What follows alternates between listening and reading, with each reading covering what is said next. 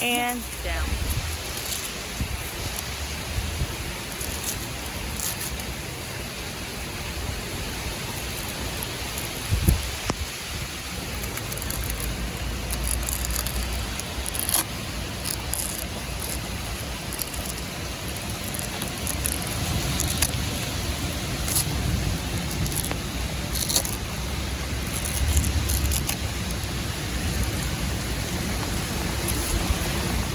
Welcome back to Survival Dispatch. We're going to talk about coconuts today, guys, and the use for them.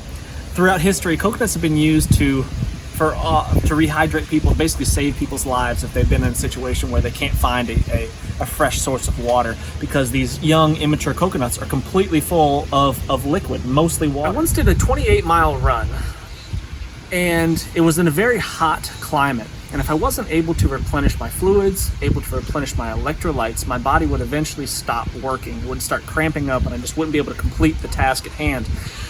Fortunately, I was able to stop at a gas station and be able to pick up a sports drink. But if I wasn't in that situation, let's say gas stations weren't available, I was in a wilderness environment, or let's say an urban survival situation, and that wasn't available to me, a coconut is a fantastic source of those electrolytes and simple sugars. They're a little bit difficult to get to. Sometimes they're really, really high up in the trees, but if you can find some that are a little bit of the low-hanging fruit, all you really got to do is shimmy up the tree, grab it over the top where it connects kind of to the vine or the branch, and then rip it, give it a really good yank, and they usually fall down. If you have a saw or a knife or something like that, you can cut them down, or you can throw rocks at them. You can take a long branch and poke them down. It's a little bit tricky sometimes. They don't always like to let go, especially these young ones that are new. If they haven't been hanging on the vine too long, they don't like to come down that easily. But if you can get access to them, knock these babies down.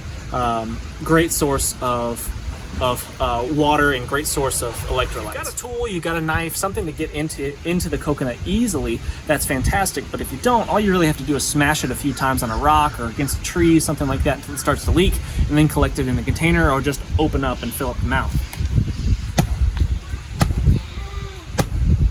There we go. So it's starting to leak out of the bottom. You can see where it split open and just took a couple whacks, then it starts to pour out. So what I'll do is I'll just collect it in here. I'm just curious to see how much water is going to be in one of these kind of medium-sized coconuts. So I'm going to put it in my cup here, and that way I can get a measure on it and see what it actually holds.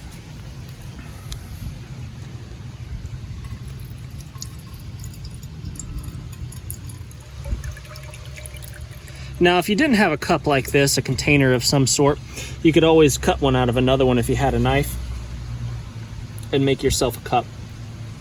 Now, the meat on a green coconut is not very abundant. It's pretty thin and not really a whole lot to it, and it's pretty much almost pure water that comes out of a young coconut like this.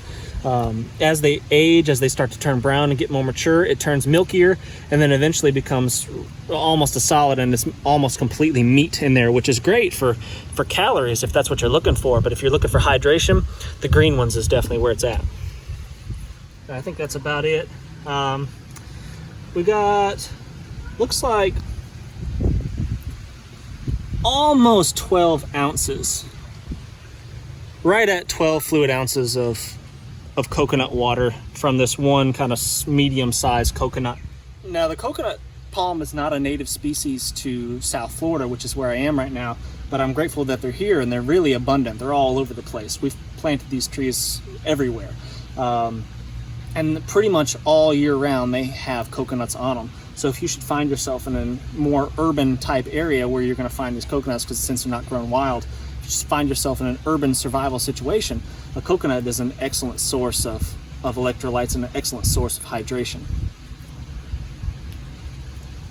And it tastes fantastic. It's water gets kind of boring after a while. If you've been drinking water for a long time and then nothing else, it is amazing. It's an amazing feeling when you finally get that little bit of sugar, that little bit of flavor, anything. And this coconut water doesn't have a ton of sugar in it, but it does have some simple sugars in it, and it's very, very sweet, especially if you've been deprived of it for a little while, and you'd be really grateful to have it. Now, coconut water can have a little bit of a laxative effect, but you'd have to drink a lot of it. I've drank those big jugs of coconut water before, a couple of them in a day, and never had any ill effects. So I wouldn't be too worried about that. And if it came down to the point where you're dying of dehydration and you're too nervous about drinking lots of coconut water because you think it might give you diarrhea, that would be a big mistake. I've heard the argument before, you shouldn't drink tea to rehydrate or anything like that because it's a diuretic and it's going to make you urinate all that liquid out.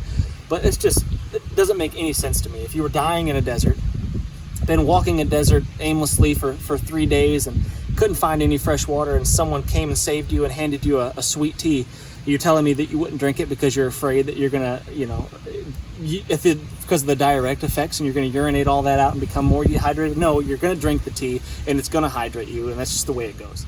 Thanks for watching, guys. Make sure you hit that thumbs up, and we'll see you on the next one.